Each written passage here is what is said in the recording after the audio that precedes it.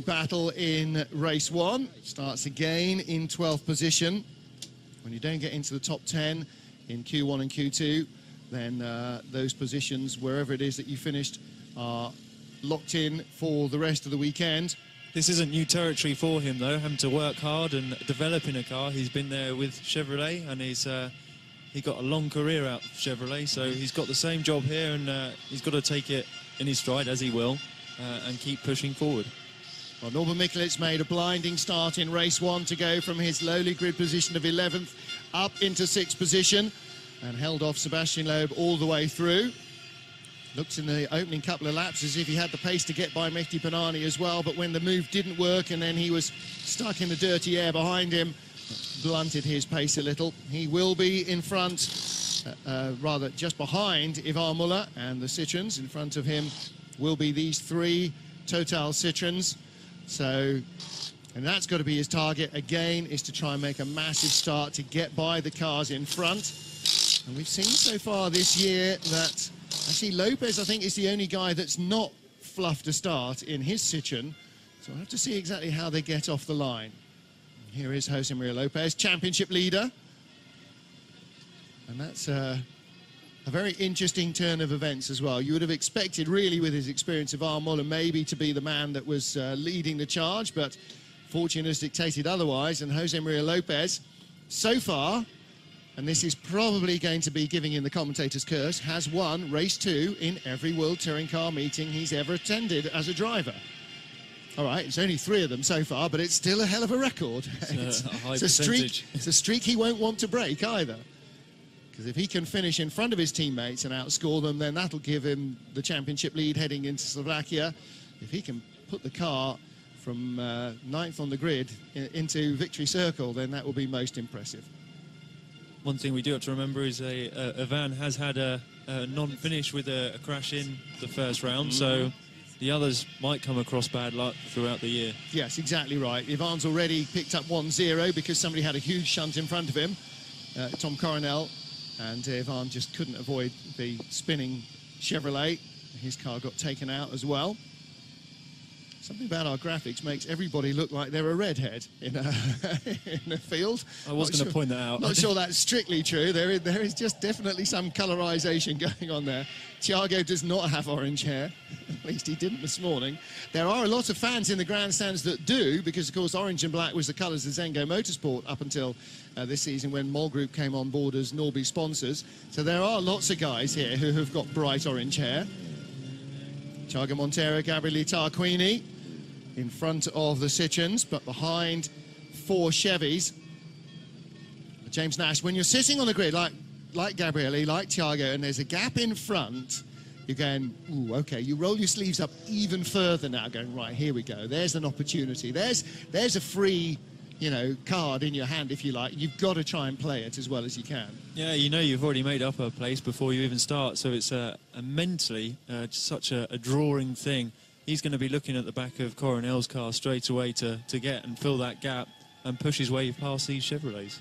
And, of course, what they're hoping, the 2 Castrol Honda drivers, that now that the Pro Team Honda isn't there of Banani, what they are hoping is that somehow all 4 Chevrolets will conspire to knock each other off in the first corner, opening the door for a glorious Honda 1-2. Now, whether that works, and whether the 4 Chevys and the, you know, get out the way and the 2 Hondas then can hold off the Citroens, I don't know. Tom Chilton, 4th of the Chevys, the official name of which is the Chevrolet RML Cruise TC1, which is obviously a nod to the constructor and the manufacturer of the car. And again, Tom Coronel using a lot of rear wing on his car. Let's look at the others when we get to the front row. And that might be an indication of the fact that Tom's not quite confident about rear tyre temperature yet, or he hasn't quite got his head around getting the balance of these cars. After all, I think did 1 day of testing. Marrakesh, massive accident, no racing, didn't race the thing in France.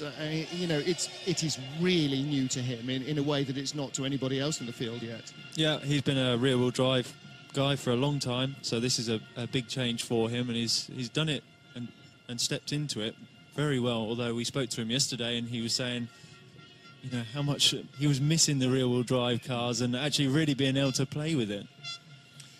Gianni Morbidelli. Hands up anybody who can remember the last time that they saw Gianni Morbidelli win a World Championship race. He's done a lot of successful touring car racing, particularly in the Superstars series, but I don't know when the last time he won an FIA World Championship race was. For Hugo Vallant, it would be a first, but he's got a lot of experience behind him. I don't think that's going to worry him too much. And James, he's just got to focus on his own job. He's got to make sure that he gets himself into the lead at the first corner and then holds them all off.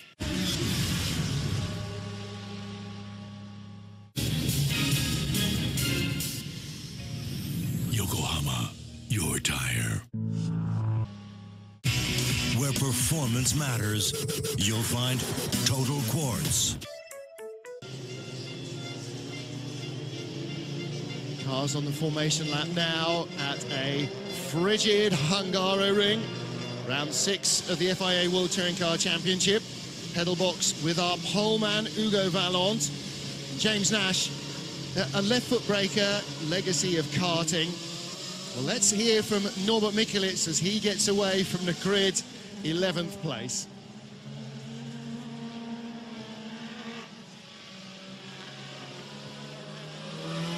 Hello everyone, once again from the fantastic Hungaroring. Procedure is similar to what we had before the first race. Standing start focuses on keeping temperature in the front tires to have a good getaway from the line. I tried to repeat the start from the first race. It was really nice. But it will be a difficult race as well because Citroën, Ivan, Jose Maria and Sebastian are starting in front of me. They are usually very quick off the line, but still I have to do my best and I will. So thumbs up, have a nice time. Well, the pictures you're seeing are also on the giant screen above the pit lane, so the grandstands are watching their hero in car in the formation lap. Now they see themselves and the red, white and green of Hungary being waved as energetically as the orange and black of Zengo Motorsport. Well, it's going to be tough, as Norby said, in race 1 to get in front of these 3 Citroëns, never mind in race 2 to get in front of them, never mind anybody else. Big chance for Hugo here. He's got to really work his tyres and his brakes, get them up to temperature, and he can focus on getting all those switches on the steering wheel in the right place, ready for his start. There's a white and orange switch, one for the anti-lag and one for the start procedure. So he'll know all of this, and he needs to start preparing. It's all the little fidgets I love seeing, just double cinching your seatbelts up tight and, you know, throttle against brakes and all that kind of stuff. The adrenaline now really, really racing through the body. Eyes wide, yeah, I know. Eyes wide, heart racing, lungs to maximum capacity as we get ready to start the second race here in Hungary.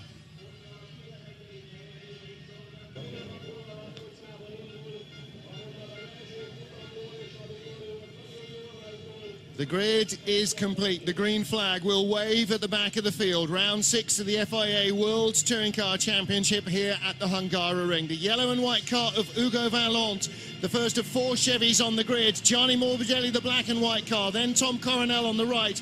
Tom Chilton on the left. Away they go. Vallant immediately moving to try and close off Morbidelli. Too much wheel spin from Chilton. Tarquini's going through. Morbidelli on the inside, the Italian is going to lead, and look at Montero around the outside, cutting across the bows of Tom Coronel. Montero looking to the inside, he's going to be inside Hugo Vallant, and the Citroëns all the way around the outside. Contact between Lopez and Muller, or Loeb and Lopez, I think maybe that Muller was on the inside, but it's Gianni Morbidelli who leads. Thiago Montero, exceptional getaway for second. Hugo Vallant third, fourth is Coronel. 5th is the first of the Citroëns, and again there's contact there. Little bit of contact with the car of Tom Coronel and one of the Citroëns. It is predictably Muller who made the best start of the Citroën. He is up behind Coronel. In fact, he's not shown on the timing screen, but my eyes don't deceive me that much, do they? It is Muller, it is Lopez, Chilton, Tarquini got swamped at the start after making what looked like a good getaway. Just got shuffled down the pack, but it's Morbidelli, James Nash, with the lead of the race. Yeah, Tarquini looked like he did get a good start, but he must have got boxed out through turn one. The Citroen's going around the outside and squeezing the pack and really forcing their way through there. Tom Chilton got a lot of wheel spin and just dropped right back. That's a bit of a shame. He's got a lot of work to do now, and as we know, it's tough to get past people around here. Well, Coronel is going to be the stopper now. The red, white and blue McGregor's car has got to hold off the Citroens. I think Thiago's got a perfect opportunity here. He can take this win. Coronel, if he can hold these Citroens up, Thiago's gone. Montero fastest of all in Sector 2. He's closing on Morbidelli, but how long can the red, white and blue Chevy hold off Ivan Muller? Muller knows the strengths and weaknesses of the Chevy crews. They won't have changed phenomenally over the winter. He's towing down the straight behind. Morbidelli still leads. Muller going to the inside, deep to the inside. He'll outturn Coronel. Coronel cuts back in front of Lopez. Muller runs wide. Coronel's back alongside him and just squeezes in. There was a rub, but it was okay. Borkovic inside Huff or Thompson, I'm not sure which. Good Muller. switch back there from Coronel. He really got that tucked in underneath him and got the drive. He nearly made contact, and that's one thing you don't want to do with these Citroens. We know they're strong. Yeah, it's like bumping off an Audi. There's only one victim, and it's not going to be the Audi. Yukinori Taniguchi is back in the pits. Not quite sure why. We'll try and find out for you. But at the moment, it's Morbidelli from Montero, who is close significantly in the second part of this lap. Valent in third, then Coronel, Muller, Lopez, Chilton, all as a group. And in fact, the danger here for the Citroens is Chilton, because he's attacking, because he's got Tarquini, Loeb, Mikulic, Huff, Norby following Loeb, and Loeb, having followed Norby all the way through race one, won't want to be letting him by. Ivan's normally very good into turn 12 on the brakes, and we know Coronel has a problem with brake feel, so we could expect a move there or into turn one. Yeah, Ivan is always good at the end of the lap here. 12-13 is a definite passing opportunity, especially with this Citroen C-Elysée, which, like the Chevrolet last year, can turn inside anything else, and Tom sees the danger coming, parks it on the apex. Tom will now defend into the last corner, and if Ivan goes wide, he can cut back and he will get a better run through this corner. That'll give him the perfect opportunity into turn one. Yeah. Tom has no option now. He's got to try and dominate the track, and in fact he gets good drive off the corner and he's pulling away from the Citroen down the straight. Now the Citroen gets into top gear and really starts to motor. Tarquini behind, defending on the inside from Sebastian Loeb. Loeb going around the outside. Look at the grip he's got to give away. Is there going to be contact? He eases him off. There was a little bump. Rubbin's racing, and Loeb has to tuck back in behind. And around the outside is the black and red car of Norbert Mikulic, and he is looking to try and make a move, and the crowd are watching rapt to see if their boy can get by Sebastian Loeb, who is pretty much as big a draw here in the paddock. A spotting of Loeb is almost as exciting as a spotting of Norby. Well, Tarquini didn't get in front of Loeb, he stayed in front of Seb, who sort of got by him almost into turn one and almost then didn't. But Norby behind is shaping up to try and make a move. Coronel, fastest man in the second sector on this lap, but Valent, the fastest man on track, is catching the top two, and he needs to, because just didn't quite get the start. Morbidelli, the best start he's made in that Chevrolet, and what a time to make it. Yeah, you're listening for all the engine notes. The clutch is a big factor in this. It changes temperature the whole time that the red lights are on, and it gives you a different bite point, so that it's a minute detail and it can go totally wrong. Looking inside, Chilton. Who was that? Maybe that's Loeb's camera there. Bumped into Chilton down the inside. Yes, I think it was, as he got squeezed by Tarquini. And the two Citroens made good move around the outside, but stuck behind car number 4, in place number 4, Tom Coronel. And the lead trio come past us, James, much closer together. Valent up behind Montero, who's up behind Morbidelli. And that means it's really important now that Coronel holds off these Citroens. Otherwise, they will break free and they will join the leaders. Yeah, Tom's doing a great job. I thought after the first attempt, Van showed his nose. I thought it was going to be easy for him to push past, but it's not that easy here. And what we don't need is a safety car to close the field up. That's what Citroen would love, of course. And coincidentally, Sebastian Loeb hitting a big tyre stack and bursting tyres all over the place in Paul Ricard did give them the safety car they needed to catch Thiago Montero. Mikhail Kozlowski back on pit road. Again, I'm sure overheating problems returning to that car, probably still a legacy of the problem in qualifying. And the top three, 0.4 between first and second, 0.8 between second and third at the line. But that is coming down as Vallant closes relentlessly on Thiago Montero's Honda in second.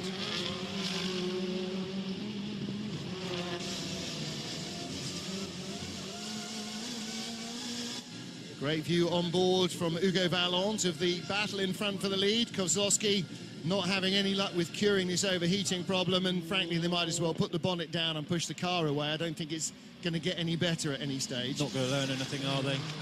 Montero looks like he's closed the gap another couple of tenths on Morbidelli.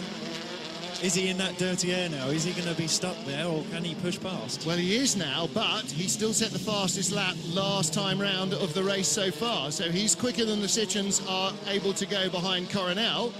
And Morbidelli, fastest first sector in this lap. So the race leader responding to the threat from behind, going quicker and quicker. Morbidelli with Montero, and they are just squeezing enough away from Hugo Vallant that Montero can concentrate on trying to get in front. And worryingly, Coronel still with Muller and Lopez. In fact, Lopez isn't looking. He's waiting for Muller to open the door, isn't he? He's just using the racing line, conserving his tyres, letting Ivan do the hard work. That's how you win championships. Their teammates, they don't need to fight each other at this stage. They need to fight the rest of the field and get past. So as soon as Ivan does that, that'll open the door for Lopez. Then they can start racing. I think Lopez is of the thinking now, why keep a dog and bark yourself? There's a four-time world champion in front of me. He happens to be my teammate. If he can't leave a Coronel offline, then we're not getting by. Whichever, I'm still going to preserve my tyres because I might need them in the last lap. Yep, they've got to do it soon because they are pulling away. Yeah. Not too far away. They're only 2.5 seconds behind Hugo Vallant, and Vallant now 1.2 behind Morbidelli. It does look as though it is the two Mus, Morbidelli and Montero, who are going to decide the win here. And for Munich Motorsport, as well as for Castrol Honda, that could be very important. Castrol Honda, first win of the season, that wouldn't go amiss at all. For Munich Motorsport, first ever win in the World Touring Car Championship, that wouldn't go amiss either. So either way, there's going to be a big story out of this. If any of the top 3 or 4 win, then we will have a new winner for the first time this season. And Yuke coming back into the pit lane, whatever ails his Nika Racing Honda Civic is clearly still not sorted. It does look like just in this dirty air on these long sweeping corners that they really struggle to get the power on, and that's just helping the car in front. And significantly, easy for me to say, it does seem to be affecting the Citroens as well. Lopez looking to the inside. Maybe there are no team orders until they're running 1-2 on the road. I think that might be a nudge for Ivan to say, hurry up, come on, we need to move. If you don't do it, I will. Well, the other thing, of course, is when you pull out of the turbulence into the braking area, you give your brakes better cooling when you're using them and when they're getting hot. So it has all sorts of advantages. He is now going, OK, lap 6, let's rock on. If you're not going to do it, give me a go and let's see if I can bludgeon my way by. More artfully than bludgeoning, obviously. Lever. Insinuate myself into 4th place past Tom Coronel. And further back again, Sebastian Loeb stuck behind a Honda. Now we've previously, James, seen more overtaking being done at the Hungaroring. You know, previously where it was tough for single-seaters, it was more possible to overtake in the older Super 2000 touring cars, but with this more aerodynamic setup, it seems that in fact we are now more into a single-seater mode where turbulence is what governs everything else. Yeah, well, the speeds are higher as well, so the braking zones are shorter because they're better brakes as well, better tyres, so they get better performance under braking. That shortens the brake distance, and then that reduces the opportunity too then to overtake. Got to say, the white and black car of Gianni Morbidelli doing a really strong job, just using line and length, keeping the car on the racing line, forcing Thiago to try and drive all the way around the outside or use the grass on the inside, which isn't going to work for him. So Morbidelli doing exactly what you expect a highly experienced driver to do, ignore the pressure from behind and just race on in front. You can see lots of excited faces at All-Inkle, lots of slightly more concerned faces on the Castrol Honda pit wall. The Asport team would really, really love a win here. Thiago third in race 1, don't forget. Second now in race 2. Could be a big difference to him. Further back, Borkovic, it's taken him a race and a half to get by Rob Huff, but he has done it. He's now got by Huff for 11th place, which he was unable to do at all in race 1.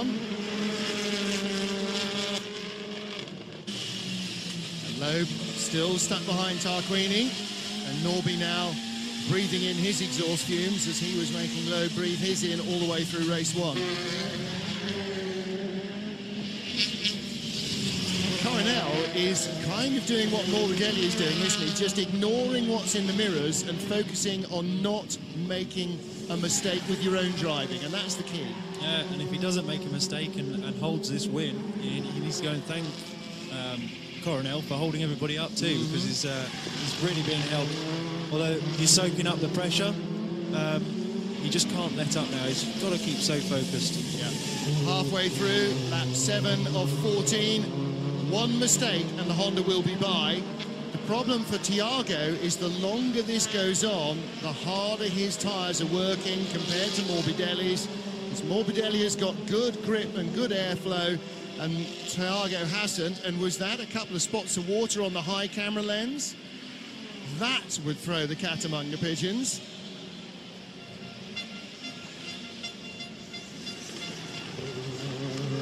Again, Thiago not with any significant speed advantage, not able even to think of showing his nose for a move down into turn 1. No, it looked like he got a good run off turn 14 as well. We know the RML engine is very strong, and that just proved it then. Chevy, in its previous guys, always had the ability to turn tighter than anything else and still produce that traction. I don't suppose they've forgotten what they knew about the old car when they were building this one. So Thiago's still stuck up behind Morbidelli.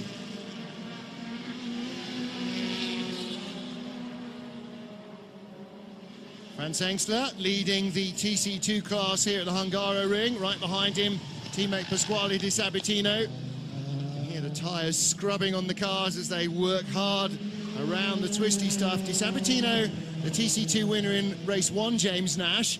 And that gives him the confidence now that he knows he can beat Engstler in a straight fight. He's just got to try and repeat it, that's all. Yeah, that's true. I think Frank was a bit erratic last time, maybe used his tyres up too much, and that allowed the switch between the two teammates. Looking here at our race-leading battle, black and white car number 10, Gianni Morbidelli, red, white and green number 18, Thiago Montero. The Chevy in front of the Honda. Third, the Chevrolet, the white and yellow number 7 car is Hugo Vallant. He's now 1.2 seconds behind the leader. Thiago's sitting here, knowing where Morbidelli's weaknesses are, and needs to build up a picture, and then last few laps he can really put it across him. I think sector 3 is Thiago's strongest point. Yeah. And that is the end of the lap. So if he can squeeze by on the final lap and leave Morbidelli with no recourse to a counter-attack, maybe that's exactly what he's waiting for. It is a high-stakes option now. Jose Maria Lopez has got a little bit bored of waiting for Ivan Muller to try and make a move. And that is not just him sitting alongside, that is him trying to pass car number 1. Lopez, the championship leader. And of course, the more times Ivan finishes in front of him, the smaller his championship lead gets. And he's now waiting for an opportunity to strike. He may not win, but if he's top Citroen, he's still going to be leading his teammates, and that is all the battle for the Citroen drivers. Yeah, one of those will win it, and they need to beat each other to go and win it overall. It's get the points. Whatever position you're in, if there's somebody in front, get more points from them than they're getting from you. And it doesn't matter whether it's your teammate or a rival team. The Citroen team there watching with interest and just hoping that there's nothing silly going on. These guys are all far too professional, though, to get tangled up with each other.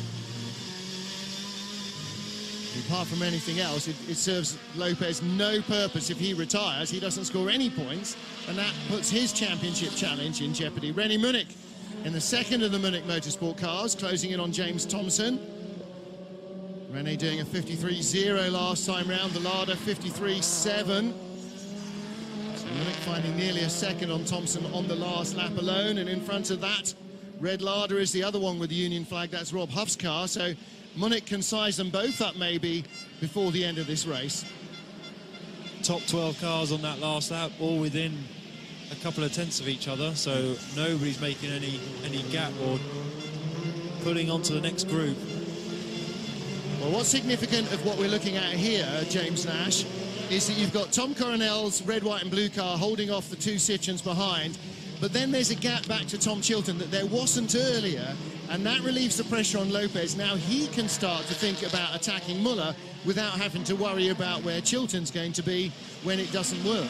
Very true. Maybe that's why Lopez has decided he can do that now. Yeah, once the guy behind drops out of your mirrors, then all you need to worry about is the car in front. If you're in a queue, if you move offline, it gives you a chance to pass, but if it doesn't work, if it's not guaranteed, it gives the other guy a chance to pass you. Tarquini and Loeb, as you said, just about everybody in the 1 minute 52s, leader 1 minute 52.3, this battle 1 minute 52.7. So fettered behind cars in front of them, the Citroens have no speed advantage now, and unable to find enough of a difference on the tighter Hungaroring track compared to Paul Ricard Le Castellet 2 weeks ago, a much wider track.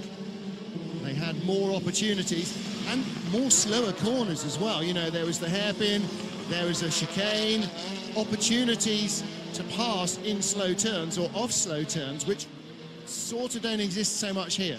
No, they don't. These drivers now, they're getting into the stage where the tyres are really starting to disappear from underneath them. They've got a few things that can help them out on the steering wheel. Just changing the pedal map and how responsive that turbo is on throttle pickup, and that can really start to bring the tyres back to life, just cooling them off, minimising the wheel spin out of the corners. Top three are Morbidelli, Montero and Vallant, and down the inside, Ivan Muller has another look on. Oh, and Sebastian Loeb going around the outside of Tarquini as Muller has a look up the inside of Coronel. Neither move successful. Incidentally, Dusan Borkovic has got by both Ladas in the last couple of laps, so he is now into 11th place.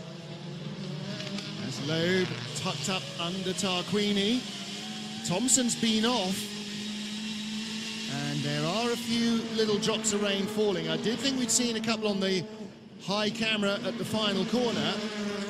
Now hearing from the pit lane, there are a couple of spots of rain. Now, James, hot, slick tyres, even on a cold track, will retain grip from a few spits and spots. That won't be a worry. What is a worry is a shower. Yeah, no, these guys, it won't affect them at all. It could just take the concentration away from people like Morbidelli, who are new back to this class. And that could just distract them enough to allow Thiago to get past. Anything that will be a distraction will be great. René Munich inside James Thompson. And the allincool.com car pulls off the move. And that was a classic Hungaroring, all the way through turn one, all the way through turn two, and eventually it sort of paid off in the end. So that was a change. He got by Thompson for 13th. On board with Norbert Mikulis. Norby in 10th. Sebastian Loeb right in front. See the tyre smoke coming off that unladen rear wheel. As Gianni Morbidelli still leads from Thiago Montero. They have completed 11 of our 14 laps. There's Morbidelli's engineer. Well, he turned up in the paddock at the first race of the season. Dominic Greiner normally runs, he ran the BMW, didn't he, for Vika Sport, with which Jose Maria Lopez won in Argentina. Normally engineers Vika Sport, and he is still engineering cars for Vika Sport away from the World Touring Cars. They're not involved this year, but he has been brought in by Munich Motorsport to engineer Gianni Morbidelli, and his boy is 3 laps away from winning a World Touring Car race. The first win for Chevrolet. And Tom Coronel still defending hard from Ivan Muller and Jose Maria Lopez.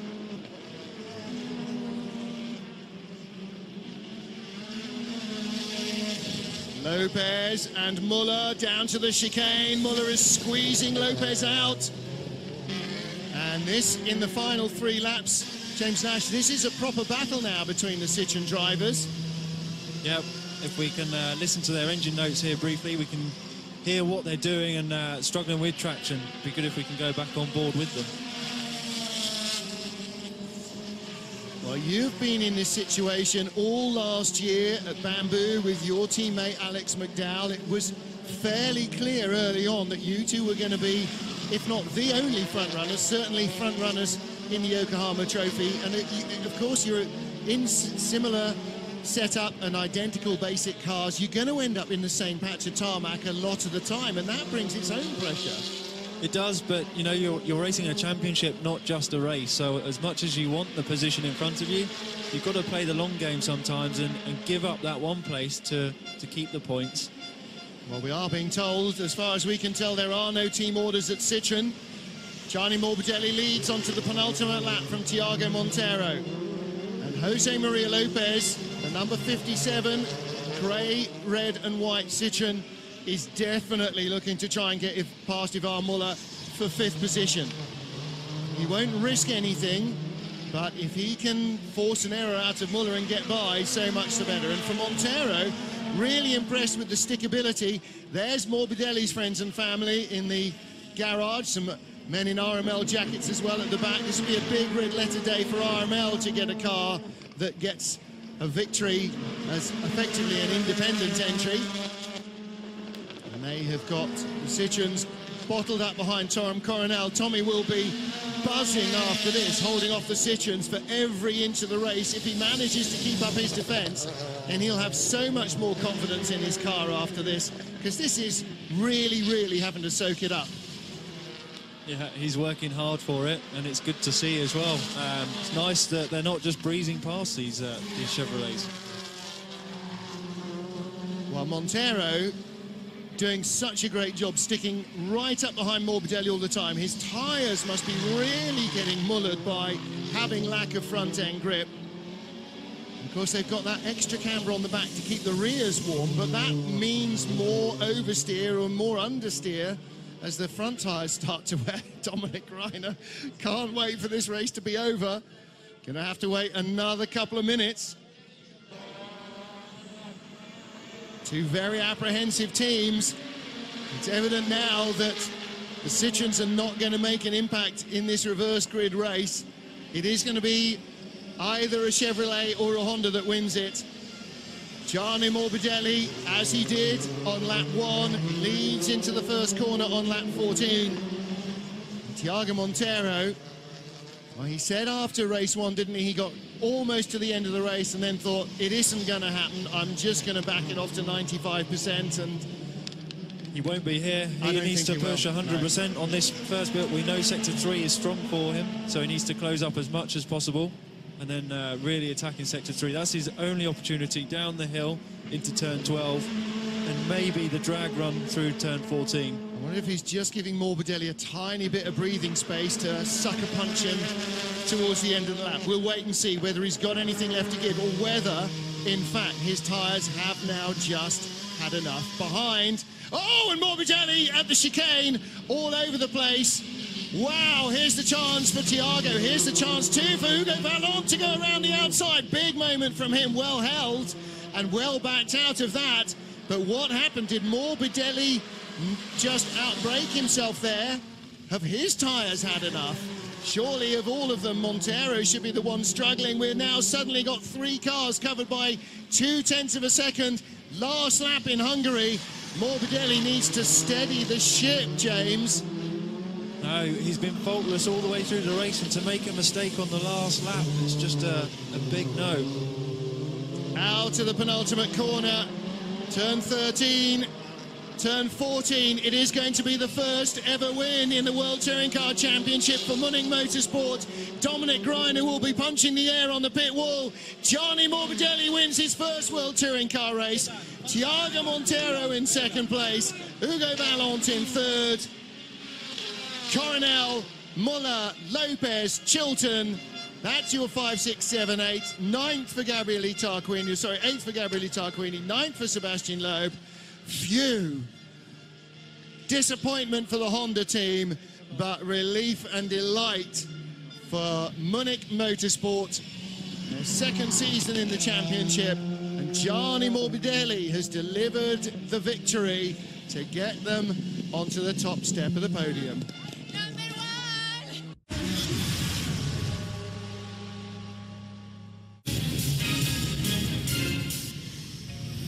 Yokohama, your tire. A very happy Italian. Your race 1 winner, Gianni Morbidelli. The Munich Motorsport team, well, whatever else Munich had problems with in the first race, he had a decent race as well. He finished up in 13th place behind Huff and in front of Thompson. Just saw Norbert Michaelis coming in, and his fans will certainly be cheering him. But a big Italian reception for Gianni Morbidelli, our race 2 winner. And always good, James, to see new winners in races. You've been one of those, and it's a great feeling the very first time, not as an independent, but you get to step up on the podium as a race winner. Yeah, it's a lovely feeling. He'll be so happy with that. And the atmosphere when you first get out of the car is just incredible. All the guys you work so hard with, all the stress, all the effort, all the planning. Of course, it's passing him all by. He's been there so often before. It's completely unaffected by it, isn't he? Not even remotely Latin.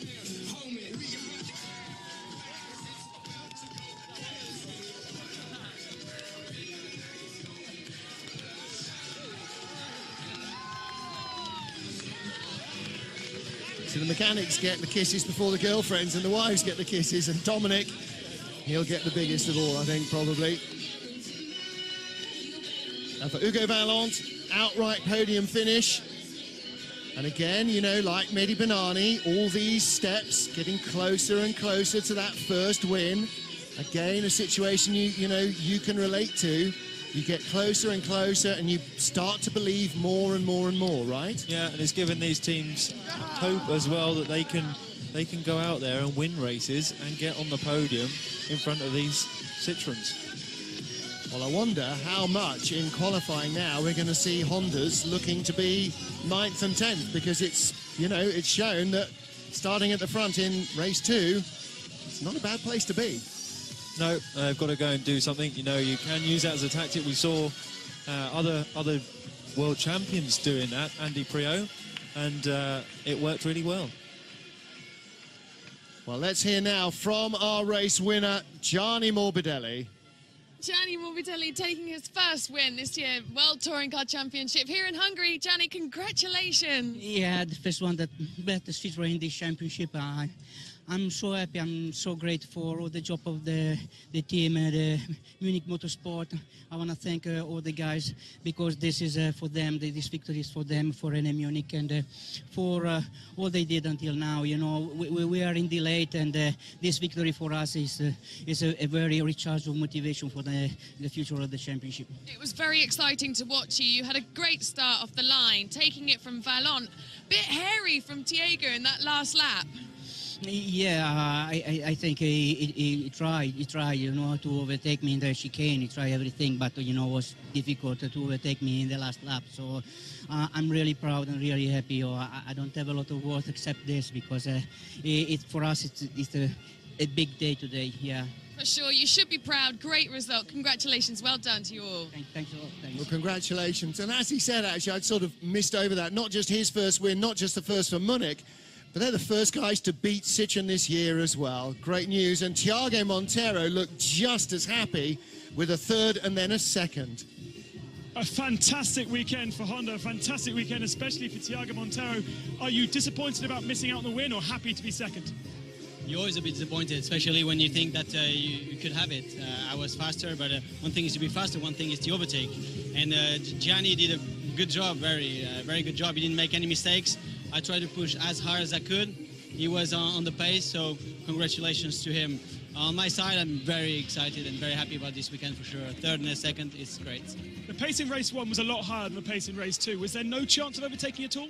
It's very difficult.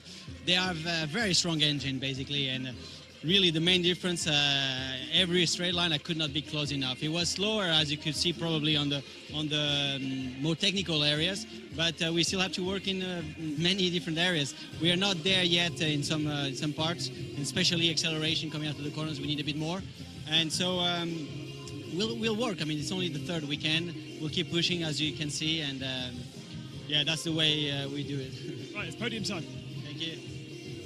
Super excited, Thiago Monteiro. Always really good to see the smile back on the driver's face, and just how much it means to the Honda team and to Thiago especially to have two big results. And James, you know, it does give us an indication maybe that the change of weight balance with Sitchin now still at maximum weight and everybody else dropping down 60 kilos is just having a little bit of an effect and might just serve to make the championship a fraction closer. Yeah, positive effect, I believe. And it's producing new race winners. Ivan Muller taking points off Jose Maria Lopez in both races. Just trying to figure, he is now down into single digits, the deficit between the top two. Great start to the championship, to the race rather, from Gianni Morbidelli to take the lead. As he said, Thiago tried everything, even that tiny little bit of contact in the final chicane. And Morbidelli clearly was determined to hang on to that once he got his teeth into it with every ounce of his ability. Despite that little contact, he still hung on to take the first win, the first man to beat Sitchin this year. So red letter day for Munich Motorsport, their car in victory circle for the first time. Came in last year to the championship, 3 cars, a bold effort with the Seat Leon. It wasn't a competitive enough car.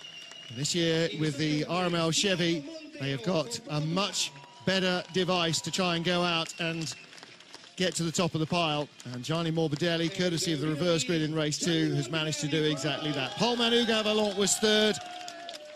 Thiago Monteiro from 7th on the grid was second. And Gianni Morbidelli, our race winner. And Dominic Greiner, as excited as he was when Jose Maria Lopez had that fairy tale win in Argentina, because this is another fairy tale. And Franz Hensler, again the winner in the TC2 class. And now the Italian national anthem. So we'll have our winner's national anthem for Gianni Morbidelli.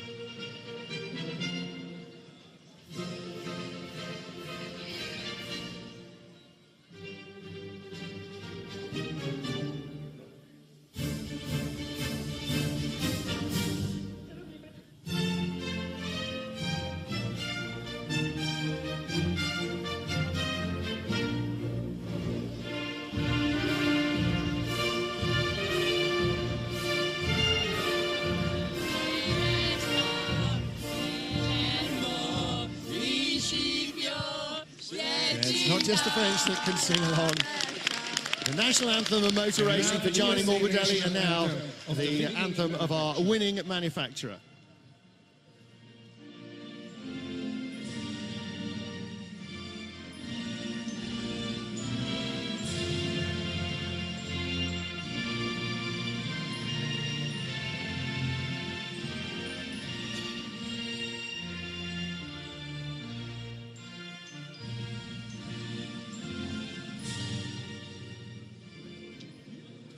Well, it is a massive deal for this small team from Germany that they have produced their first win in the World Touring Car Championship.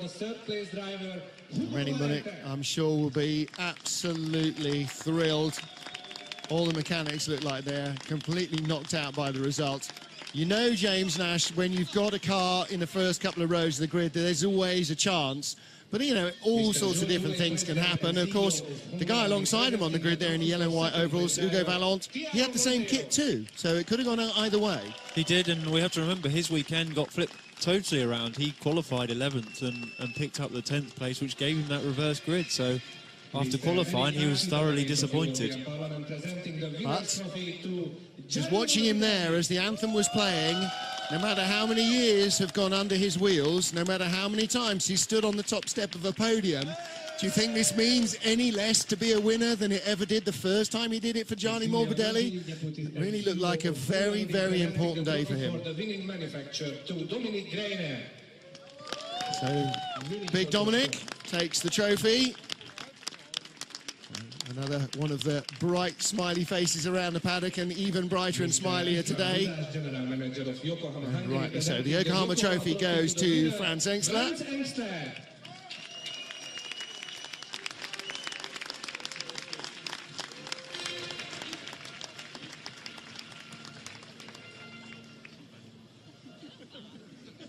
So then a chance to get cold and wet, which wasn't provided by the weather. A little bit of a photo opportunity first, though, for our drivers.